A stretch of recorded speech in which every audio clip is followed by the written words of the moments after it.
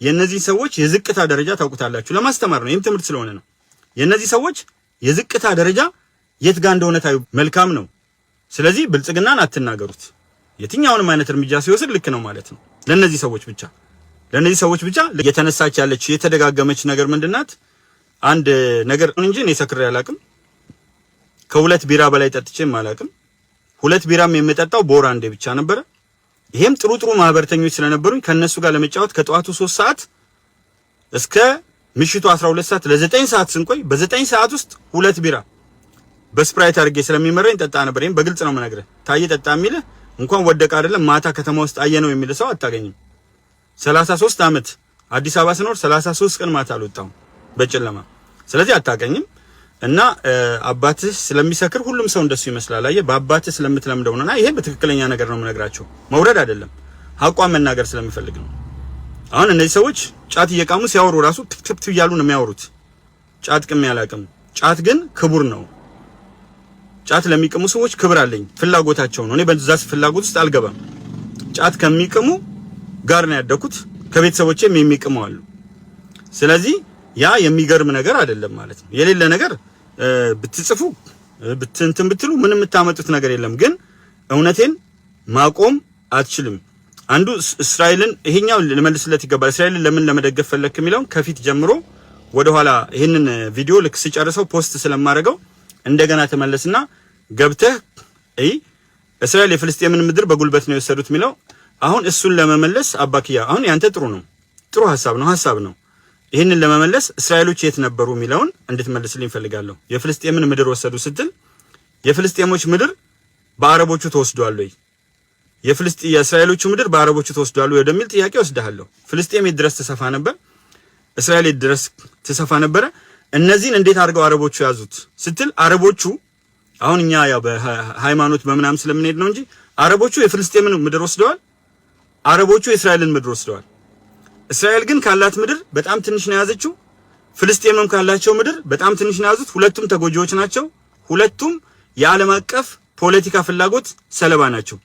ኢሳ ኢብራሂም መሐመድ አሁን እንዳንተ አይነት ጥሩ ሰው ቢኖር ሐሳብ ያነሳል።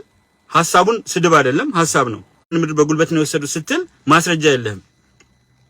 እኔ ግን ማስረጃ አለኝ። መጽሐፍ ቅዱሳዊም ታሪካዊም ወስጄ ሁለቱም ተወስደዋል ነው ምለውና ሌላው ደስ የሚለው አብዶ መሐመድ ምን አለ ብትሆን ላልከው ለሁላችሁም ተመሳሳይ ሐሳቦች ስላየው ነው። ምን አለ ባትመጣ እኔ ገጽ ላይ እሺ። ሌላው ይመችህ የሚለው አሉ። በጣም ጥሩ ነገር አለ። ሌላው በትክክል የሚል አለ። በጣም ጥሩ ነው። አመሰግናለሁ። ትልቅ ሰው አይደለም እንደሚለው በጣም አባትህ ሳይታወቅ እኔ ታውቂያለሁ። ትልቅ ስለሆንኩ ዓለምን ዞሬያለሁ። ትልቅ ስለሆንኩ ዓለምን ዞሬ ንግግር አድርጌያለሁ። አባትህ ግን እድር ላይ እንኳን ለመናገር በከፈፍከን የሚባል ነውና አባትም አንተም ስለሌላችሁ አንተም ብቻ አይደለም ባይዘው ለአንድ ሰው እየመለስኩ አይደለም ተመሳሳይ ለሆናችሁት ነው። እኔ ቢያንስ አስተማሪ በነበርኩበት ጊዜ ተጽዕኖ ፈጥሬያለሁ። በማስተማሪ በህዋት ጊዜ ከፍተኛ አመራር ሆኛለሁ። በሚዲያ በህዋት ጊዜ እየቀረብኩ ከደረጃ ኃይሌና አዜብ ወርቁ ጋር የደራው ጨዋታ ፕሮግራም ላይ ከአንዴም በተደጋጋሚ እንትን የኔን ብቻ ህዋት እንዲነሳ አድርጓል። ከቀረቡት እንትኖች መጠየቅ ትችላለህ። ሁለቱ አሉ ደረጃ ኃይሌና አዜብ ወርቁ። ስለዚህ ትልቅ ሰውነቴ እንደው ባለቤቱ ያቀለለውና ሞላይ ባለዳ አይቀበለውምና ትልቅ ሰውነቴ በአለም ላይ እስከመዞርና 341,000 ሰው በእውቀት ላይ እውቀቴን ታሪኬን ፈልጎ ስድብ አይደለም ስድብም የሚከተሉ አሉ። ግን እውቀቴን ፈልጎ ስለመጣ እሱን አባቴ ጋር ብትፈልገው እውቀት አጠርነታችሁን በቤተሰብ ደረጃ ብትፈልግ ቤተሰባችሁ ቢጨፈለቅ እኔን አያክልም። ዝናሽ ቲቲ በጣም አመሰግናለሁ። ምንም ቢነገራቸው አይገባቸው ማህዮች ስለሆኑ ትክክል ነሽ። ትልቅ አይን አላቸው፣ ብዙ አይን፣ ግብዳ አይን አላቸው፣ ሩቅ አያዩም። ግብዳ ጆሮ አላቸው፣ ሩቅ አያዩም። እንግዲህ ሌላ ተመሳሳይ የሆነውን አላነሳም። ኑርልን መምርት ያለሽ የሽናት እግዚአብሔር በጣም በብዙ ያኑርሽ። ሌላው ደግሞ ጉዱ ካሳ ታዬ ለኛዎቹ አጀንዳዎች እስኪ ሂዱና ዝመቱ የሚል ቀጭን መልእክት አስተላልፍ። አዎ እነሱ እኔ አሁን ታሪክ ነው የማወራው፣ እነሱ ግን እልህ ነው። አላሁ አክበር ይላሉ። አላህ በዚህ ያከብርም። እስልምና እሱን አይደግፍም፣ ጦርነትን አይደግፍም። የሰላም ሃይማኖት ነው ብላችሁናል አይደል? ለምንድን ነው ሃይማኖታችሁን ማትከተሉት? እና ከቻላችሁ ደግሞ ምን ነው ብትዘምቱ። አንዱም ሱሪህን መታጠቅ በደንብ ማትችል ብሏል።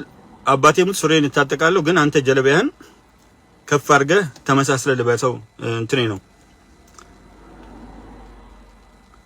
እሺ ሌላው የፍልስጤም ህፃናት ቅድም መልሼዋለሁ፣ ያው አምሮ ስለማይሰማ ነው። የፍልስጤም ህፃናት የእስራኤል ህፃናት ተመሳሳይ ናቸው። በቁጥር ከመጣ ምን ብያለሁ? መሬታቸው ራሱ 13 ሚሊዮን ስኩዌር ኪሎ ሜትር ነው የአረቦቹ፣ ኢራንን ሳይጨምር ቱርክን ሳይጨምር ሌላ ሙስሊም ሀገሮችን ሳይጨምር 13 ሚሊዮን ነው። የነዛ ግን በ10 ሺዎች ነው የእስራኤሎች። ይሄን ያህል ልዩነት አላቸው። እስራኤሎች 10 ሚሊዮን ናቸው፣ አረቦቹ ደግሞ ወደ 500 ሚሊዮን አካባቢ ናቸው። አስበው 10 ሚሊዮን ለ500 ሚሊዮን ኢራንን ሳትጨምር ነው፣ ቱርክን ሳትጨምር ነው። 10 ሚሊዮን ለ500 ሚሊዮን ናቸው። ስለዚህ 50 ሺህ የሞተው እስራኤልን በሬሾ እንትን በለና ካልኩሌት አድርገውና የእስራኤልን ቁጥር እየሞቱ ባሉት እየታገቱ ባሉት እስራኤላውያን። አሁን ደግሞ ነገሩ የሚያባብሰው ምንድነው? እስራኤል ንጹሃንን አግተዋል። ስለነሱ አትናገርም። የሼህ ሁሴን ጅብሪል ትንቢቶች በሚል ስም የምትጽፈው ልጆች ስለ እስራኤሎች አትናገርም። ታግተዋል፣ ተደፍረዋል፣ ተገለዋል። አሁንም በከተማቸው እየተመቱ ነው በአገራቸው ላይ። ስለነዚህ አትናገርም። ስለ ፍልስጤሞች ግን ተናገርኩኝ።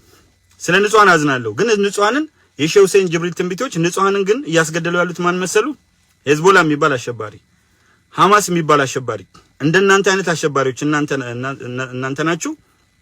ሌላው ያው ለአህመድም ጥሩ መልስ ሰጠዋለሁ። አንዳንዶቹ አልሰጥም ብዬ ቃል ገብቼ ነበር፣ ግን ሰዓቷን ለመሙላት አህመድ የራሱ አሮባት የሰው ታማስላለች ያለው ትክክል ነው። በእናንተ አንፃር የራሳችሁ አሮባችሁ የሰውን እያማሰላችሁ ነው። እኔ ደግሞ ታሪክን እየተናገርኩ ነው። ልዩነቱ ይሄ ነው እና ልዩነቱ በእኔና በእናንተ መካከል ያለው እናንተ የራሳችሁ አሮባችሁ የሰው እያማሰላችሁ ነው። እኔ ግን እንደ አንድ ትንሽ የታሪክ መምህር የእስራኤሎች ታሪክ ምን ይመስላል፣ የአረቦች ታሪክ ምን ይመስላል፣ ጉዳዩ እስራኤሎች ላይ ስለሆነ የእስራኤሎች መሬት መኖሩን እና የመሳሰሉትን ታሪኮችን የተናገርኩት ከቻልክ አንብበው፣ ፖስት አድርጌዋለሁ። እሱ በጣም አስፈላጊ ነው። ዝናሽ ተዋቸው፣ አንተ ጀግና ነህ፣ እጅግ አመሰግናለሁ። እስራኤል ጉንፋን ሲይዛት ዓለም ያስነጥሳል በሚለው ራሄል ስቃለች። ትክክል ነው። በጣም አመሰግናለሁ። እስራኤል እንድትኖር ፓለስቲናን ይጥፉ ነው። እሱ የእስራኤሎች ፍላጎት አይደለም። በቃልም ተናግረውታል፣ በተግባርም አሳይተውታል። ይጥፉ አላሉም። ማጥፋት ቢፈልጉ ቀላል ነበረ፣ ግን እያጠፏቸው አይደለም። ሲመቷቸው ምላሽ ይሰጣሉ። ከውስጥ ሆነው ሲተኩሱባቸው ምላሽ ይሰጣሉ። እሱ ነው ያለው። እስራኤል ማጥፋት ብትፈልግ ፍልስጤምን ለጊዜው እዛው ኢሊሚኔት ለማድረግ አጠገቧ ውስጧም ስላለች ቀላል ነበርና እሱ አይሆንም ማለት ነው። ንጉስ አርማህን ማን አልከው ይላል አዳም ሰይፉ። እንግዲህ ንጉስ አርማህ በሁለት ቨርሽን ያለው ንጉስ አርማህ የሚል አለ፣ አህመድ ነጋሽ የሚሉት አሉ፣ ኤላስ ባና በተለያዩ ስሞች ይጠራል ንጉስ አርማህ። ስለዚህ አሁን እሱ ጋር ደግሞ እኔ ሙስሊም ንጉስ እንደሆነ በታሪክ ባይወሳም ግን ቢሆን ጥሩ ነው ብያንስቻለሁ።